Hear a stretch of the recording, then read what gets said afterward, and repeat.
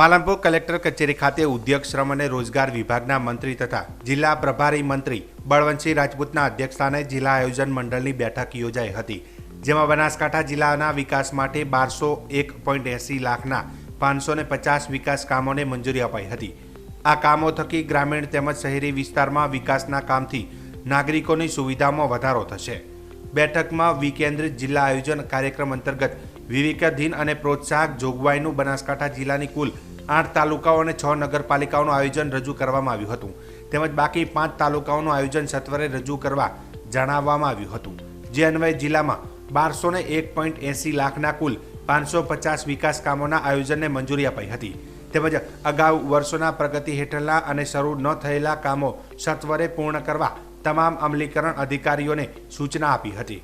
તમામ ગામોને સમાંતર ગ્રાન્ટ ફાળવણી કરવી, નાગરિકોની સ્વાસ્થ્યલક્ષી સુવિધા ઊભી કરવી અને શાળાઓને લગતી કામગીરી માટે ગ્રાન્ટ ફાળવણીનું કામ સત્વરે કરવા સૂચન કર્યું હતું।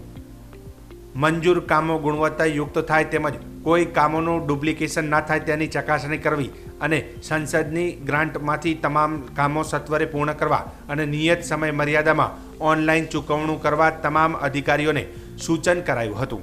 આ બેઠકમાં જિલ્લાના પ્રભારી મંત્રી બળવંતસિંહ રાજપૂતે વિકાસ કામોને મંજૂરી આપતા જણાવ્યું હતું કે આજે રજૂ કરવામાં આવેલા તમામ વિકાસ કામોને મંજૂરી આપવામાં આવી છે। લોકોના હિતના કામો ખૂબ જ ઝડપથી થાય તે માટે અધિકારીઓ પદાધિકારીઓને સૂચન કર્યું છે। રાજ્ય સરકારશ્રીની યોજનાનો લાભ છેવાડાના વ્યક્તિઓ અને વિસ્તાર સુધી સરળતાથી પહોંચે અને તેઓ વિકાસની મુખ્યધારામાં જોડાય તે માટે વિશેષ પ્રયત્નો રાજ્ય સરકાર કરી રહી છે।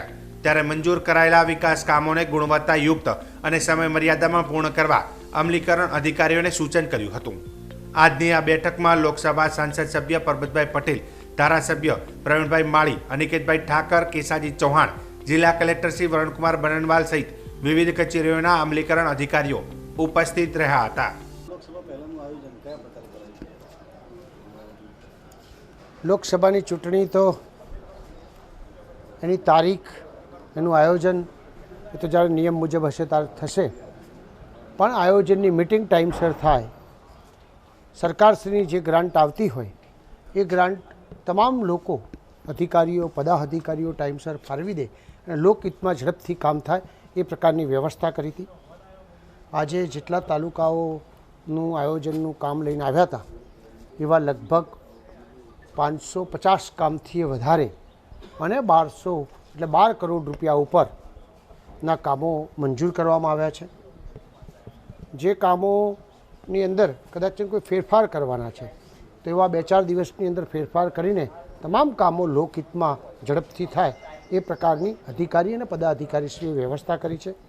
એની સાથે સાથે જે બાકીના રહેલા કામો સરકારશ્રીના જે આયોજનમાં રહી ગયા હોય એની સમીક્ષા કરવામાં આવી અને સમીક્ષાના ભાગરૂપે આવા જે કોઈ કામ બાકી રહ્યા છે અને ઝડપી કેવી રીતે કરી શકાય એની એક ફિક્સ તારીખ કરવામાં આવી અને 31/3/2024 સુધી તમામ કામ પૂર્ણ કરી દેવા એ પ્રકારનો નિર્ણય કરીને આજે બધા જ કામ સારી રીતે થઈ શકે એ પ્રકારની વ્યવસ્થા કરાઈ છે।